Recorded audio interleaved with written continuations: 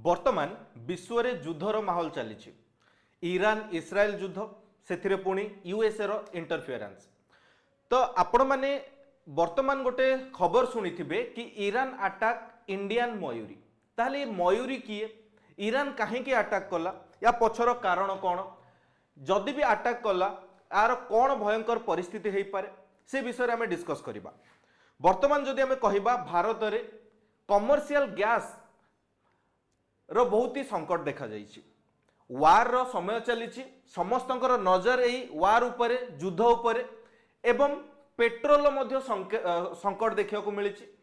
आपण माने देखुथिबे कि वर्तमान किछि होटेल मध्य गैस अभाव बंद हो गलानी, से माने रन करि पारुना, शटडाउन कलेनी। पेट्रोल पंप रे मध्य लंबा लंबा लाइन लागुची, जोटा कि साधारण लोकन को बहुत ही कष्ट दउची बा व्यथित करूची। एबे गोटे खबर रिसेंटली आसीथिला कि अमेरिका एवं इस्राएल जो पर्यंत आक्रमण बंद न करिसंती से पर्यंत मिडिल ईस्ट को कोनोसी भी तेल छाड़िबो नाही बोली ईरान चेतावनी देइछि। रिसेंट खबर आपण माने देखि पारुथिबे। तो सेही चेतावनी वर्तमान ना ईरान अटैक करिछि इंडियन मयूरी को। इंडियन मयूरी कौन से विषय में कथा होबा।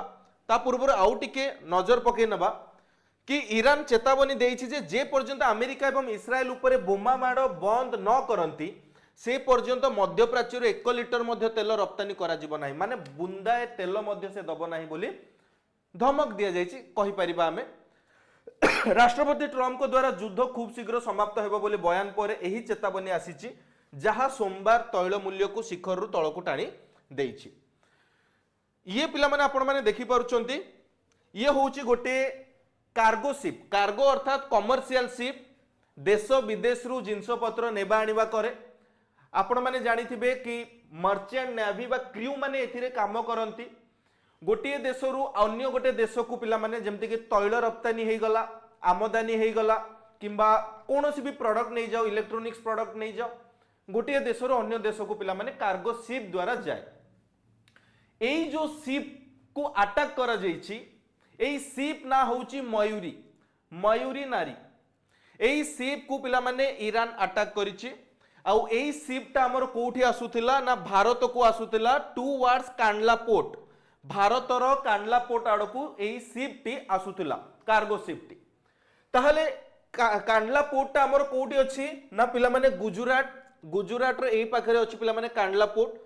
बाकी तुम्हें माने देखि पारुथुबो पोर्ट भारत रे कोठी कोठी अछि। हमर जेमते पारादीप पोर्ट ओडिशा हे गला, कोलकाता पोर्ट पिला माने वेस्ट बेंगल हे गला।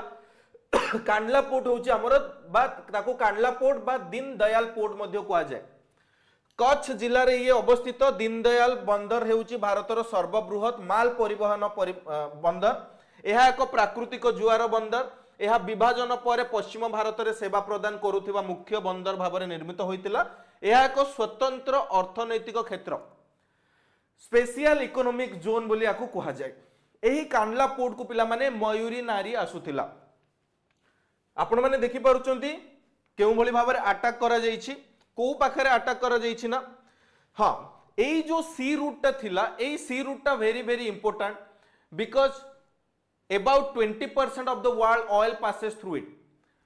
वर्ल्ड रो विश्व रो पिला माने 20%, विश्व को पिला माने 20% एई रूट थ्रू रु कोन हुए ना ऑयल पास हुए। ओके, तो अटैक कोड हेछि हमर ना, अटैक हेछि स्ट्रेट ऑफ हॉर्मुज। एई लोकेशन ता पिला माने मैप रु तुमान देखि पारथुबो, स्ट्रेट ऑफ हॉर्मुज रे हमर कोन हेछि ना अटैक हेछि। एही रूट दे कि वर्ल्ड रो 20% ऑयल पास हुए। ओके, डिफरेंट कंट्री को पठा जाए। आपण माने देखि पारुचंदी ए पिक्चर रे कि cargo ship was hit by 2 projectile missile और रॉकेट। दीटा प्रोजेक्टाइल मिसाइल बा रॉकेट द्वारा पिला माने ए कार्गो शिप को अटैक करा जाइछि।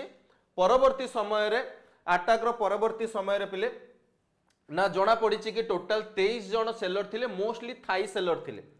सेलर अर्थात जो मर्चेंट नेवी माने रुहंती कि जिनस पत्र पिला माने सुरखुरे नै कि आसंते गोटे देश रो आ गोटे देश को। तो मोस्ट ऑफ द थाईलैंड रो पिला माने सेलर थिले। 20 crew members were rescued by the Oman navy.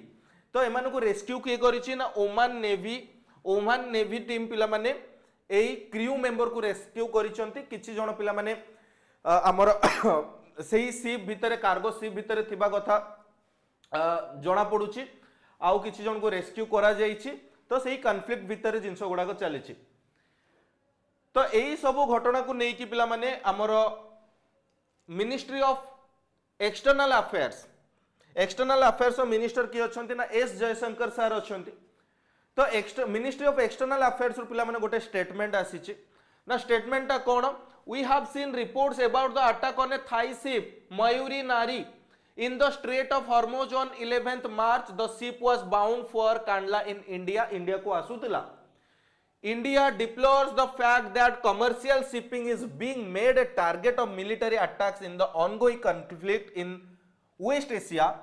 Precious lives, including of Indian citizens, have already been lost in multiple such attacks in the earlier phase of this conflict, and the intensity and lethality of the attacks only seems to be increasing.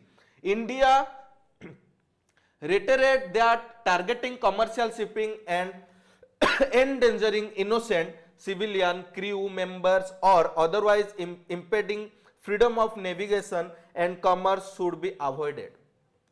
ये गोटे पिला माने commercial ship थिला कोनोसी गोटे country रो defence ship नथिला ता ऊपर attack हेछि Bharat रो external affairs तरफ पिला माने बहुत ही निंदा करा जाइछि दुख प्रकाश करा जाइछि युद्धर परिस्थिति पिला माने तो आपण माने देखि पारुथबे युद्धर परिस्थिति भयंकर रूप नउछि केही भी हार मानिवा पई राजी नुहंती समस्ते हार मानिवा पई नाराज तो देखा जाऊ भविष्यत रे कोन होउछि ए युद्ध केते दिन रे कमुछि बंद होउछि एवं युद्धर परिस्थिति तो हमको धीरे धीरे पिला माने अफेक्ट कलानी तो यहाँ को लेकिन आपण मानकर कौन मतामत अच्छी आपण माने निहाती भाव में कमेंट माध्यम जनइबे जदि आमर यही प्रयास भल लगी आपणकर सजेशन एंड फीडबैक सेटा हमको जनइबे।